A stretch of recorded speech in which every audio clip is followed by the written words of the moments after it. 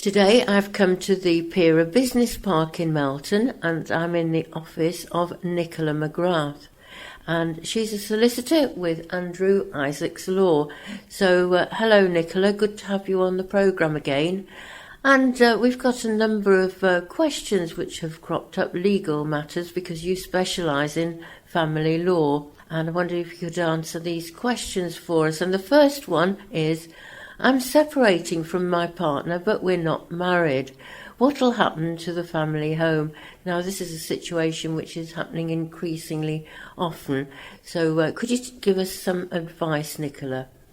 So this depends on who owns the family home and whether an agreement can be reached between the parties. What the first thing is to consider is who actually owns the family home and in what way. If a house is owned by both parties, then the parties will need to see in what shares that the house is owned.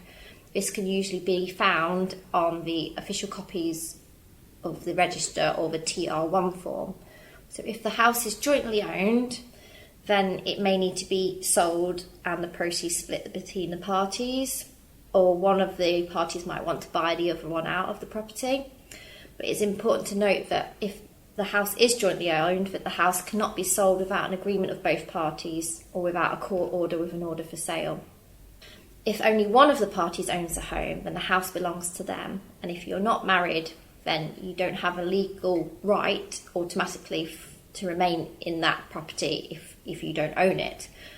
There may be an argument for beneficial interest in the property. So if, for example, you contributed to the deposit of the property, but you don't actually own the property. Again, this is dependent on the circumstances and the common intentions of the parties. It is a complex area of law and specialist legal advice would be needed. Just one point to note is if you are jointly owners of the property, then you can still live there until an agreement has been reached as to what happens to it. Well, thanks very much for that, Nicola. And next question is, I've now received the final order in divorce proceedings. Does this mean our finances are now finalised and my ex-partner cannot make a claim in the future? In short, no. Divorce and financial remedy proceedings, they go hand in hand, but finalising your divorce does not mean that your spouse can no longer make a financial claim against you. You would need to make a separate application in relation to the finances, and it would not be resolved until the division of assets have been agreed and included in a financial court order. This could be some time after you actually get the decree absolute or final order in the divorce proceedings. What you'd have to look at is whether you can reach an agreement or if the courts would have to make a decision for you. But the important thing to note is that you would need a financial court order in place for any agreement in relation to the finances to be legally binding and the other spouse to have no further claim against you.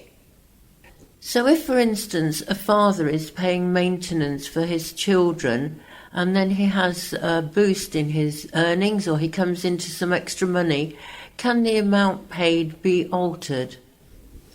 Yes, so the amount that is paid monthly by the parent that isn't living with the children and doesn't have the main care for the children, they pay maintenance and it is dependent on their income. So it can be assessed by the amount that they earn, and this can go up or down depending on what that parent earns. And there is a calculator which you can look at on the government website to see exactly how much you should be receiving or paying.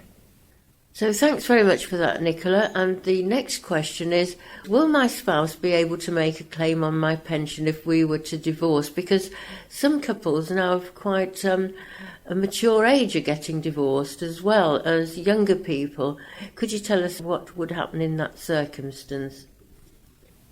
So yes, it is possible for your spouse to make a claim on your pension, and in many cases at the minute, like you say, people are getting divorced at an older age and they do have larger pensions to consider. So what happens is pension can be classed as a marital asset and is looked at with all of the marital assets, and you would need to look at the value of the pension. So you would need to obtain what's called a cash equivalent transfer value from your pension provider. And this is what gives you the value of the pension for the purposes of resolving the finances from the divorce. What I would say is that it might be that if you are adamant that you want to keep your pension, there could be a way of offsetting the pension from other assets that have the same or similar value. So it could be that your spouse gets more equity from the house and in return you keep the pension. So yes, it is considered for the purposes of finances, but there could be ways around it of where you could get to keep your pension. Thanks for that one, Nicola.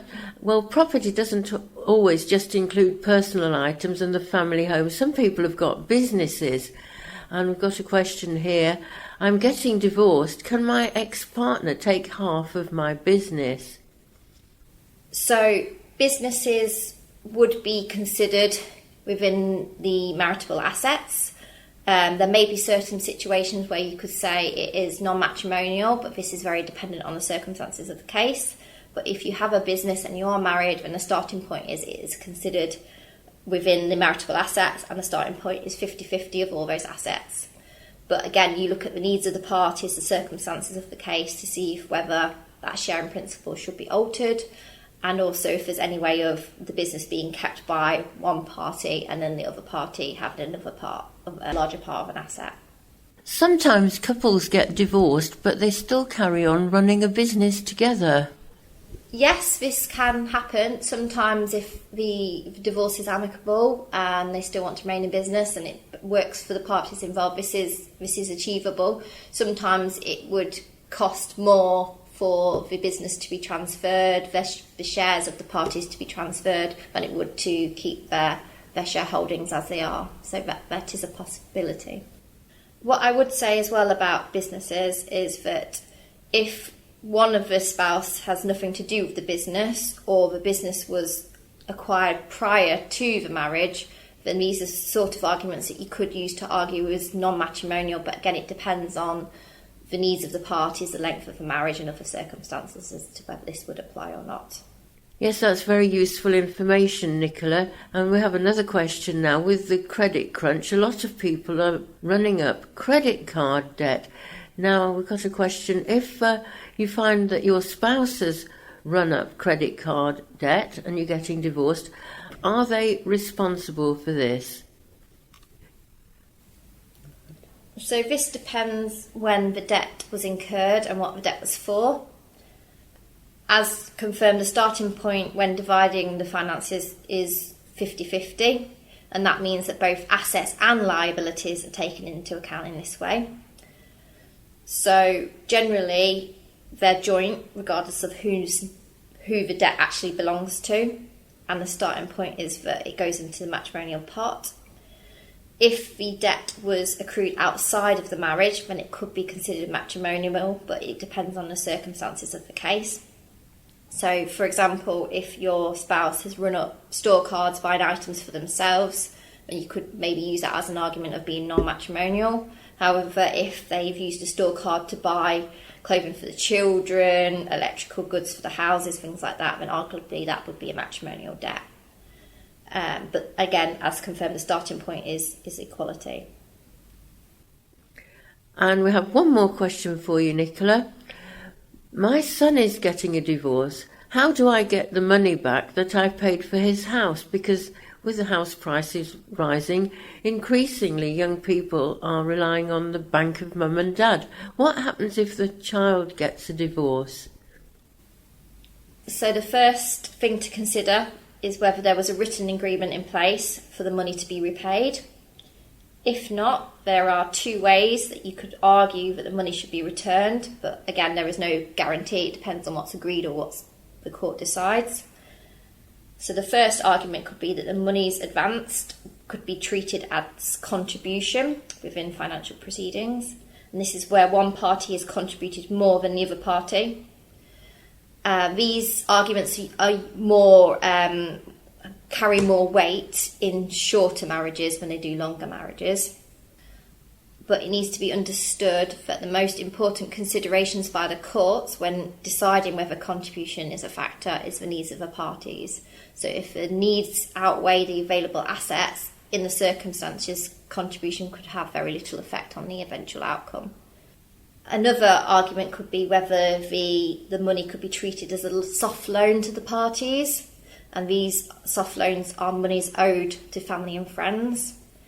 Again, it is likely that the party could argue that it's a gift and not a loan, and this has to be considered by the courts, and it's very dependent on, the needs of the parties and the circumstances of each matter. Well, thank you very much, Nicola, for all that useful advice. And finally, you've got some more information for people if they are in any of these situations. So these answers provided are very general, and I would strongly recommend, if you do have any queries like this, then you obtain specific legal advice tailored to the circumstances of your case. We do offer an initial fixed fee consultation where we can, discuss your circumstances, advise you on your options and the next steps. And I think this is very, very important. You can contact us on 01664 896 218. Well, thank you very much, Nicola, for talking with 103 The Eye today. That's Nicola Magrath, and she's with Andrew Isaacs Law, and her office is in the Pera Business Park in Melton. Thank you very much.